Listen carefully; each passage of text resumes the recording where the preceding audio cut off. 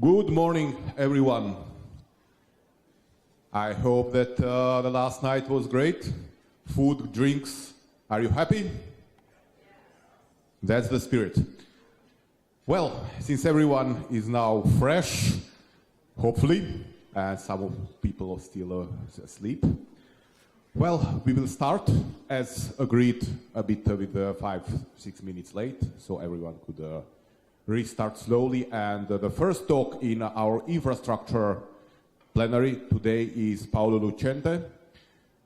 He will talk about an interesting application of his PMSECT software to build an SDN configuration, and you'll see how things can be done. So it's a really, really new stuff, SDN, and you can see how traditional things can be coupled to make it work. So, Paolo, please. Yes. How can I change slides? Or oh, perfect. Okay, perfect. So, good morning. I'm Paolo, and I'm so glad to open your day with an SDN fairy tale. So, yes. So, a few forwards before starting.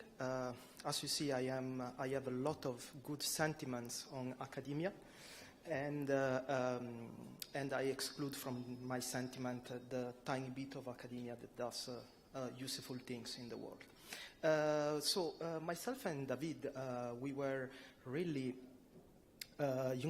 itching and scratching our head because our cool factor was very little, right? So we are routing packets and we do peering and things like that. But the world goes with cloud, big data, SDN, and any combination of those. And we never spoke about any of those. So we wanted really to be cool and to join one of these bandwagons. And the natural choice was SDN. Now, jokes apart, let's say what we are going to speak today, it's all published stuff. So there is the PMSECT project, over there. And what we will be referring as the BGP controller is available on GitHub under the David account. About the two of us, David is not here. He works for Spotify. He's routing and doing things in the networking industry for more than 10 years. He's a Python guy and an automation guy as well. I am developer of PMSECT. The project is more than 10 years old by now, and I'm more a C++ guy. And I did work with service provider for all my life. So that's why I say that service providers are in my DNA. Spotify, I don't spend many words about Spotify because I believe you all know what is that about. And some numbers, essentially Spotify streams music and it has some impressive numbers, I would say. Speaking a little bit more technically, Spotify is present with 4 data centers, and the way in which the network is built is the typical non-network CDN OTT, right? So there is not a real backbone, and you have locations. In case of Spotify, Stockholm, London, Ashburn, and San Jose. And through an Anycast system, essentially, users are directed to the closest data center. Now, since this presentation has in the title the FIB, then let's do a recap of what is a FIB, what is a RIP. The RIP is the routing information base, and that's kept in memory, and that is fed by routing protocols. So we are going to speak about BGP, but other protocols just do the same. And it's a representation of all the available paths from the protocol, right? So let's say that you have a full internet routing table, and plus you get 100K routes from peers, then it's a 600K, and that's the routing information base. And then you have a FIB, which is a copy of the RIP. If you have also some non-best path in the RIB, of course, there is a best path selection. and so only the best paths are installed in the FIB. And that is kept in hardware. And of course, in the FIB, some attributes are also resolved so that you can accelerate routing, like the output interface or the next hop, or for example, the MPLS stack if you run MPLS. The RIB is, we can say it's virtually unlimited. Memory is relatively cheap, so we can say virtually unlimited. Just for your reference, in PMSECT, I myself store a full routing table, and I'm not, let's say, I try to be conscious, but I cannot say I'm the most conscious kind of programmer.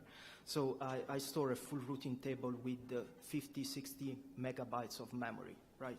So you take, for example, 2 full routing tables from 2 transit provider, another 500,000 routes, let's say, that you get from hundreds of peer, and just let's make some numbers. Then you see the numbers where you get, it's definitely sub 1 gigabyte of memory. So you can say that you can store a lot of routes in memory. So you don't have really a problem with the RIB. The problem actually it's with the FIB, right? Because that is kept in hardware, and the hardware becomes very quickly expensive, right? So the cheap and cheerful ASICs, they can hold between 64K and 128K routes. And the more customized ASIC, which is the numbers that, for example, you can recognize from your reputable vendors, it's more on the 1 million routes side. So you already can see the problem, right? So you want to store things in the FIB. The cheap and cheerful thing is only around 64, 128K, and you have 500,000 prefixes, right? So we were posing ourselves a question, right? So when do you travel? Do you carry with yourself an atlas or a local map, right? So the idea would be that if you, let's say you are not in the business of IP transit, so you are not, let's say, you are not based on having a full, you are not basing your business on having a full routing table, but let's say you are on either end of the user or the content. So you are an OTT, a CDN, or you are an eyeballs provider. So do you really need all the prefixes, and if not, what happens, or how can you install only the prefixes that you need, right? So the first thing, we started with some measurements in the Spotify network. Actually, David started some measurement in the Spotify network. And of course, no surprise, the total number of prefixes is 500,000, nearly 500,000. The prefixes that they receive from a few hundred peers is 150K prefixes. But then the very interesting number that we pulled out is that the average number of active prefixes per day, which is 16K, right? So 16K is a very attractive number, right? 2 thumbs up, because that is very fitting with the cheap and cheerful hardware, right? So let's explain this thing. Let's explain the example, right? So we said that Spotify streams music and that the users are pointed to the closest data center. So why a data center in San Jose should have routes, specific routes about Serbian users, right? Maybe that makes sense in a data center in Stockholm or London, but definitely not San Jose. So the goal of our work is essentially to make a selection of, try to establish which routes do we need from the RIB, and install them in the RIB and in the FIB. And our target, of course, is the cheap and cheerful hardware. So in very simplest term, this is nothing else than a top-end problem, right? So in the end, somehow you should determine the routes that you need, which are, for example, the ones that makes the most traffic. Then you set the N as being as much route as you can fit in the ASIC, right? Of course, you can complicate this problem statement as much as you want, but the basic problem statement is this one, right?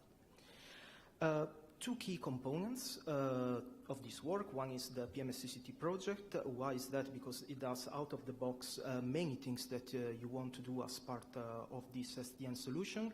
So it's aggregate. So for example, it's PMSECT, it's a S-flow and flow collector. I'm not delving into the details of PMSECT because last year at SEE4 in Sofia, I presented and also had a tutorial about PMSECT. So if you're curious, you just go to the material of last year, or you just go on the URL on the website and then you have more information over there. But essentially it does out of the box a couple of things. So one is that it's an S-flow and flow collector, and it's not saving to disk every kind of microflow. It does the whole data reduction in memory, and then what spits out is, for example, a list of prefixes with the traffic figure attached, and every 5 minutes or something like that. So it's a very, it's crunching tons and tons of data, and what spits out is just a little file with the amount of traffic per prefix. And of course, it's fully configurable. So this is the way in which we use it in this project. And then the other thing that it does is that it can also do live BGP peering with routers, and so it can export to disk the RIB essentially as JSON objects. And then the second is the selective route download. This is just a feature, actually. It's a feature of the routing daemon that we are using as part of this solution, which is BERT, and that you find in any reputable vendor, solution as well. It does something very interesting. So it has a special role in our solution, the selective route download, because it allows automatically that when a path disappears or a prefix disappears from the RIB, then essentially it disappears also from the FIB without passing through any SDN component, right? But it will be clearer later. So let's start with the, let's say, time 0. I hope this is readable. If not, I put the blame on David, which did the picture. You have this internet switch, which is the red box over there, and then at the very middle, then you have essentially a transit provider that, for example, is sending a default only, and then an IXP that is sending the prefixes from the peers. And then essentially what happens is that the prefixes, so the BGP RIB, is sent to PMSECT along with the S-flow data, so with traffic numbers.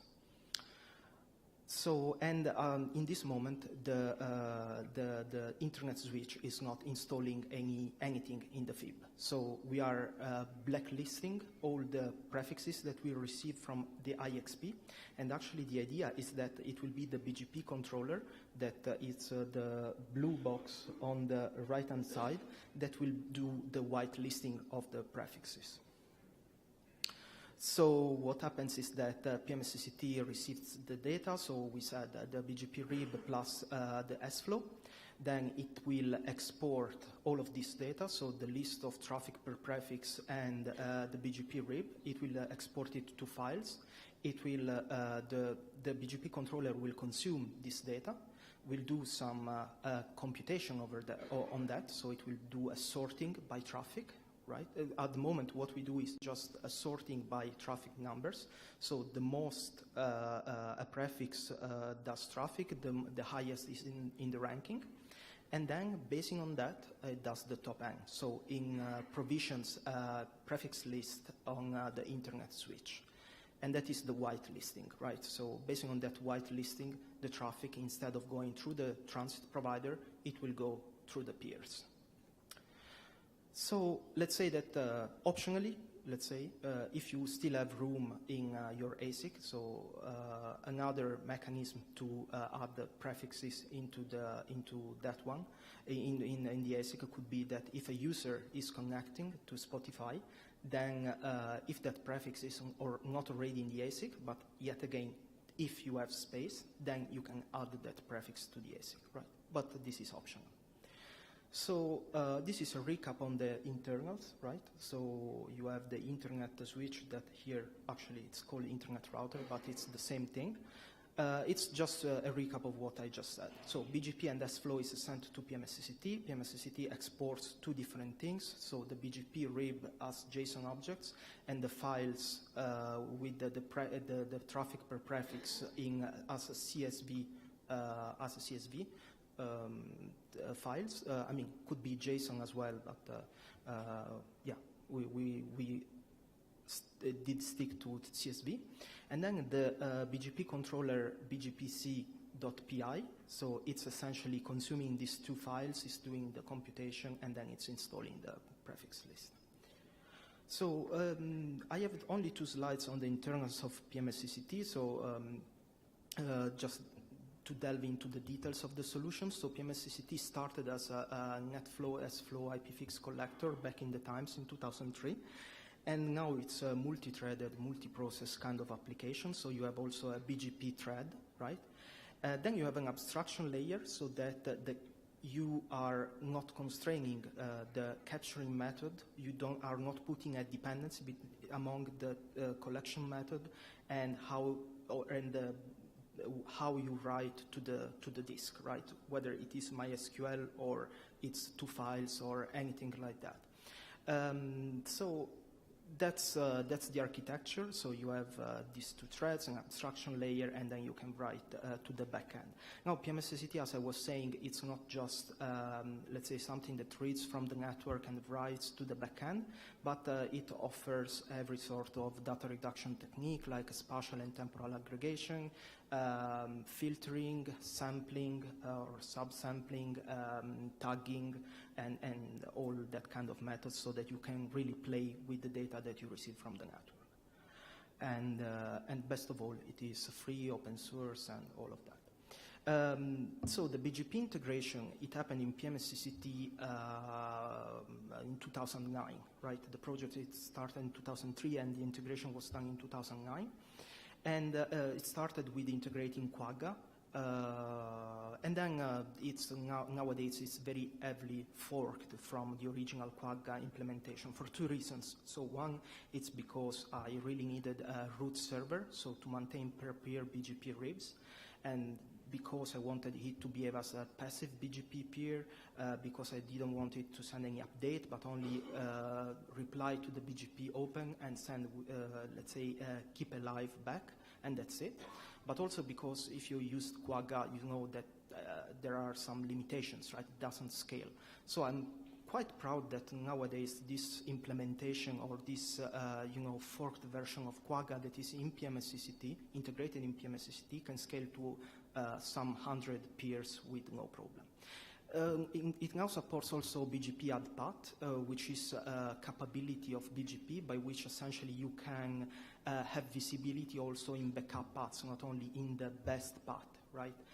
Equivalent to that, there is, from 2015, from January 2015, there is in PMSECT also a BMP integration, so BGP monitoring protocol, which I regard as an equivalent of BGP add path. So why BGP in a flow collector, right? Because to get visibility into the control plane. So the simplest answer is the right one over here. As you know, some control plane information is available in the telemetry protocol, like source and destination AES information, but let's say you should not rely on the telemetry protocol for getting in-depth view of control plane information. This slide we can skip because I removed from the last version of the presentation. And now I have this is actually 4 slides to present our results, right? It's very intuitive if you look at them, right? So you have a blue curve, which is the day and night shape of the traffic, right? And then you have a violet curve just under the blue curve, which is essentially telling you how much traffic is being offloaded with installing 1,000 routes in the ASIC, right? The red line, it's not telling you, it's just telling you in a percentual way the same thing, the same information that the violet line is telling you with the numbers, let's say. So very intuitively, this is the results with 1,000 routes, which is already pretty good. I would say we are over the 80%. Then with 5,000 routes, already much better. And then with 15,000 routes, even better. And of course, as you expect, with 30,000 routes, you get a flat line, because if you recall the number from the very beginning, we were saying that we saw 16,000 prefixes active every day. So when you say to install 30,000 routes in the ASIC, of course you have less than that. As you see, we reach nearly the 100%, but we don't reach the 100%. We reach 98%, something like that. The rest is, of course, routes that we do not receive from peers, right? So we cannot really go beyond that. And I think it's very interesting results. So some considerations, actually, one of them I already did it before. So like we said, everything is based on a prefix list by which we whitelist which prefixes we want to install in the FIB, and that is, and the enabler for that is the selective route download. So if a prefix is removed from the FIB, from the RIB, then it is removed from the FIB, and that is not passing through any SDN component. That's just how a router works, right? And if the BGP controller fails, so if the SDN part fails, what happens is that everything keeps working like in the last steady state, right? We are definitely open to discussion, and whether this is optimal or not, it can depend on situation and whatever.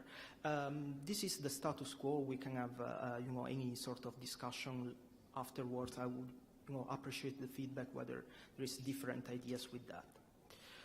Present and future, all the material that we gathered for this presentation is out of the Spotify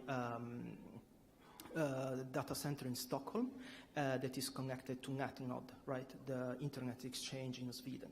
And the demo did not really install anything in the FIB, didn't really mess with the Spotify routing. So it was really sort of a proof of concept. To this proof of concept, very soon, there will be a pilot where the routing will be actually changed, and that will be not done in Stockholm, but will be done by Spotify in a location where there is a major IXP in Europe.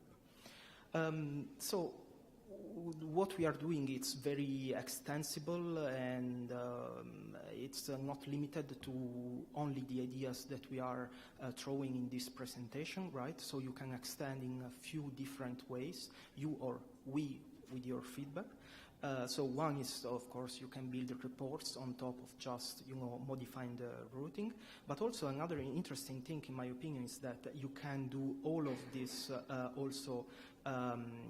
You can do the selection of the routes that you find interesting, not basing only on the BGP attributes, but actually you can do that also basing on active measurements, right? So why do not include also latency into that, right? You can very well do that. And with that, 5 minutes left, 25 minutes passed, so thanks very much for your attention. I hope it was a good and nice fairy tale to start the day. And do you have any questions?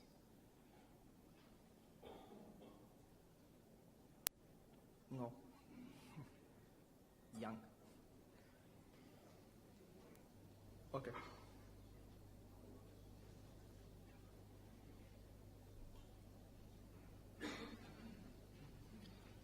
Okay, no questions? Perfect. So, Jan George from Slovenia. So with this, you are basically centralizing the routing, logic, and intelligence in one spot. What if it fails? How did you think, and did you build the option of the redundant BGP controller, and how do they communicate with each other so the BGP decisions are the same on both of them, and how much of the resources this takes away from the real work that these controllers needs to do? Yeah, yeah. So let's say, so the first part of the question is, yes, we did think about whether the whole BGP, the whole SDN part fails, right? And so if that fails, let's say what happens is that the latest steady state is kept, right? So the SDN part goes away, routing changes, and still you keep the last steady state, and if routes go away from the RIB, then they go away from the FIB as well, and you go to default routing, essentially. On the second part, as part of the proof of concept, we didn't really put any effort into redundancy, which should be, part of any production grade kind of solution. So I agree with you. And I think we can do that as part of the pilot, or in general, I would reserve it as a future work, right? So I'm very glad to see whether there is interest or not around this. And then, if there is enough interest and enough, maybe we get even additional workforce to this, then, that should be one of the first things to tackle, I think. Thank you. Anyone else? Yeah, I can flee then. Okay. Thank you, Paolo.